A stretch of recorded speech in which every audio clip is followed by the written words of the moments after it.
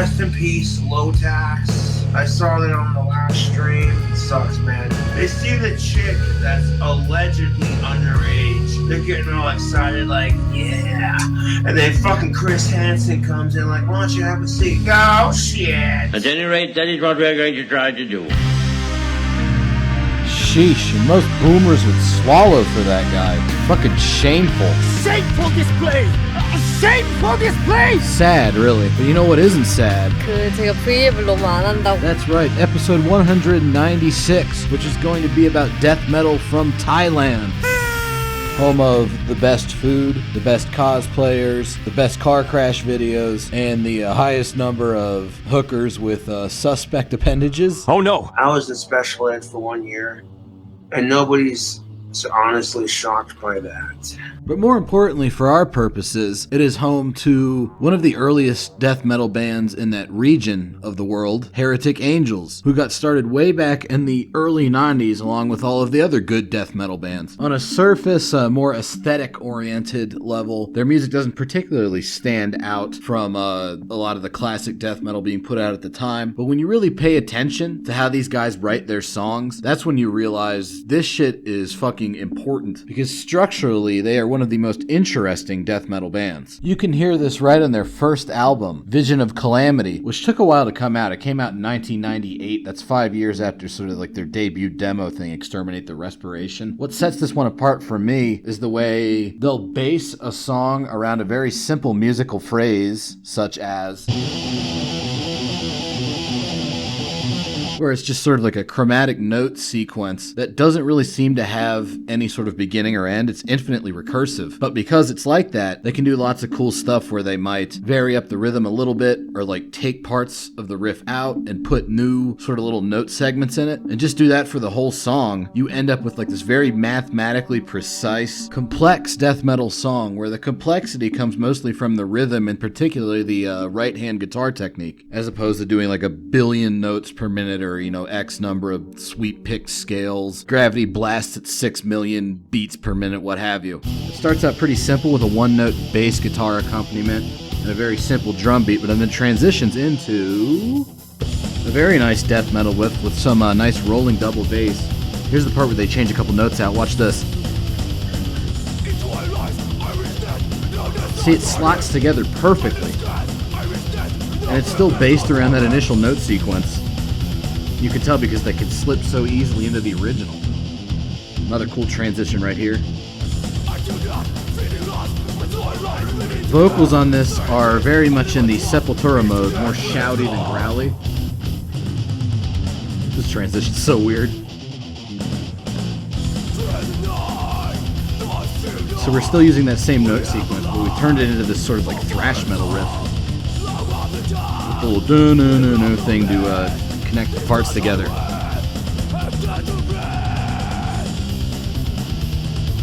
Now we're adding in these like weird bar chords, almost kind of Voivod-ish. That like did a thing. That's what that is. That's a dissonant bar chord.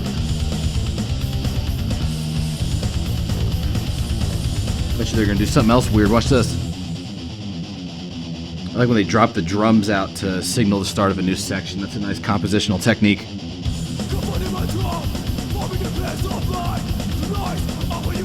So yeah, if you like old school death metal, I don't know why you wouldn't like this. These guys are some of the best to ever do it. I think they're only not well known because they're from Thailand.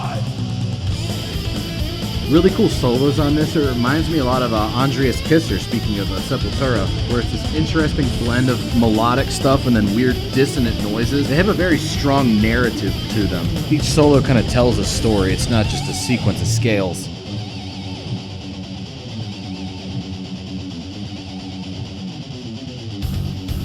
Building up to another solo. This is probably my favorite solo of the album coming up right here.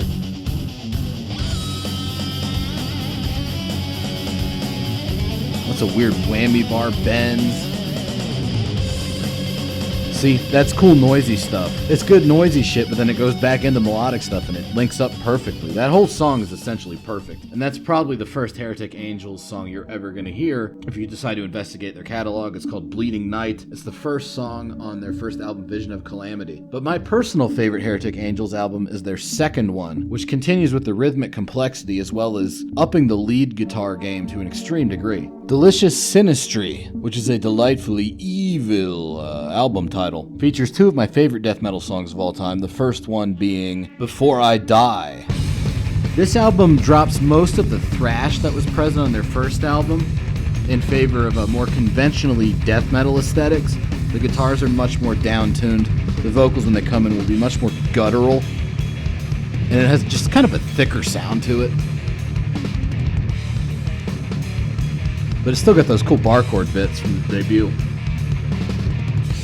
This album is also much more intensely rhythmic, with a lot of riffs that are almost just like one-note chugs, done in sort of like weird staccato patterns. Vocals, you could tell, are much more brutal this time around. But despite these changes, the songwriting is still trademark Heretic Angels. They bring back a lot of that interesting recursive repetition, but this time they'll do it with like leads.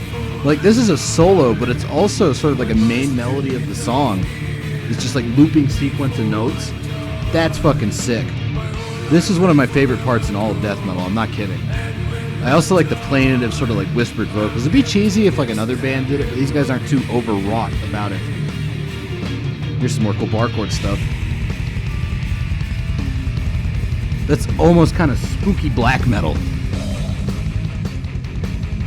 Some chugs leading us into the next section of this incredible song. There's that same sort of rhythmic variation where they can take like a simple note sequence and just keep doing variances on it to keep the song interesting. And I can feel my fucking right wrist cramping up from the velocity of these very truncated phrases. My other favorite song from this album is Invisible Invader, which was actually the first Heretic Angels song I ever heard because it was my friend's favorite song of theirs. He actually grew up partially in Thailand and saw these guys live when he was first getting into death metal. So if you want to know how the fuck do you know about all these bands, that's how. Just pick them up over the years.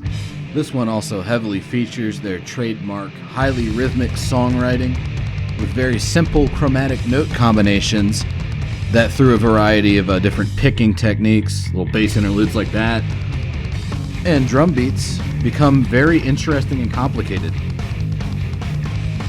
And also very catchy. See, that part almost sounds like something Sepultura would have done back when they were a good band. This is a sort of cool little like row of notes arranged into a semi-melodic riff that I find very interesting. Also, I sense a full stop coming. These guys have a very dramatic and narrative way of writing songs that seem like they're telling stories without any words. With these like big change-ups being the plot twists. Almost kind of suffocation-y. This, speaking of suffocation, this riff, Jesus Christ. That hits fucking hard. Really nice chuggy riff. And more of those cool solos that are also kind of like riffs in themselves with the repeated note sequences. There's some nice layering going on.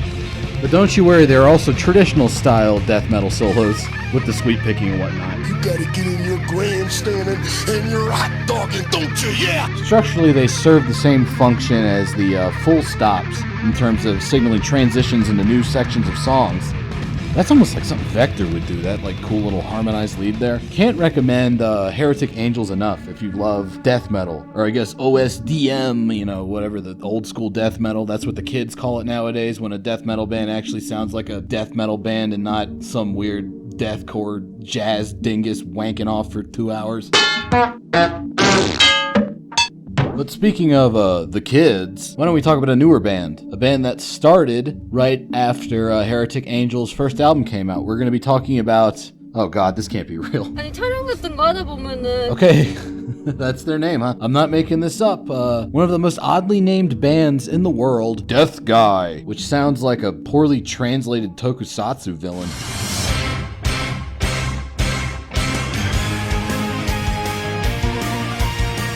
Deathguy.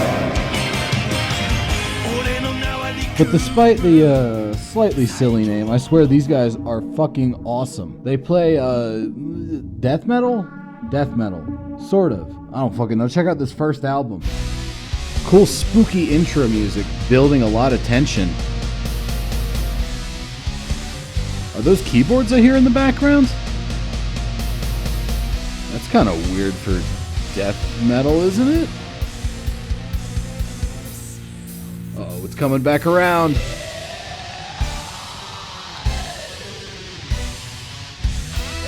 So if that most Kristen Vallin looking album cover that wasn't actually painted by Kristen Vallin ever in the history of the world cover that thing there, that didn't clue you in, this shit's gonna be fucking melodic as shit. Which, you know, I'm fine with. I love this kind of stuff. Very Castlevania. But it's also death metal, dude. When it gets into shit like this. The vocals are very black metal, but the soul of this music is in death metal, despite the aesthetics. I like the piano filling in the gaps between like the chuggy riffs here. That's an interesting touch. And yeah, no, total death metal stuff. Very precise. Maybe that's sort of the hallmark of a lot of Thai death metal. That emphasis on precision. But I really dig the atmosphere on this album. Some people might consider it to be a bit silly. These people have no sense of fun. Cobra wishes he could scream like that. Fuck the trolls! This album reminds me a lot of a much more death metal-y take on early Nocturnal Mortem, or even the pre-Vothana band Sword of Darkness, if you've ever heard that stuff. That's a good album too. But you can tell that this is sort of like a wacky transition style, because half of the band is wanting to like play this kind of weird melodic black metal vampire shit, and the other half is wanting to go in a much more death metal-y direction. At least that's my interpretation of what's going on here. And it makes for a very interesting sound. Highly recommend that first Deathguy album. But their second one, they well, first of all, they made the logo less legible because I think they realized Deathguy is kind of a goofy name, and they changed up the cover style. Gone are the days of this glorious like Kristen Vallin flowers and black swans and exploding suns sort of art. And instead we have like a digital gore collage, very Carcass. Yeesh, that's gross. And stylistically they leaned much more heavily into death metal, specifically very brutal death metal. The Shrieky guy is gone. He doesn't do trade-offs with the growly guy anymore. It's just growls now. Which is appropriate for the much more, like, brutal sound that they're going for in this album. And I like it just as much as the first one, even if it's a very different style. You could kind of hear the roots of them going into this on some of the heavier tracks on their first album. Some people might be sad that the sort of switching between brutal and melodic shit is gone, but guess what, nerds? It actually isn't. See? No, the melodic parts are still there. So they're still a very interesting band because of that. They kept that dynamic going of the really melodic shit, mixing it up with these like fucked up death metal riffs. They're just doing it in a much more like brutal death metal-y style. And I would actually call this band like reverse vehemence. If you heard my vehemence episode from a million years ago, that band started out brutal with some slight melodic touches here and there, and then gradually turned into a very melodic band with some brutal shit here and there. These guys started out super crazy melodic with a lot of brutal stuff mixed in, and then, you know, we just listened to where they ended up. So overall, pretty interesting band. If I was you, I would get as much stuff from them and from Heretic Angels as possible, because they're both great bands, and I wish they were a little bit more well known internationally. But that's a brief overview of what's going on in Thailand, RE, the death metal situation. Tune in next time for more stuff. See you around. Thanks for watching. Hey, you're fucking fat and disgusting. You better go to the fucking gym and work out if you want to ride that pussy, you fat, miserable fuck. I'm just curious, how many motherfuckers have ever, made like a homemade sex tape and, washed it afterwards, and, masturbated to it, choke the chicken, pop the bitch up, flag the wagon, grab the meat, spank the monkey.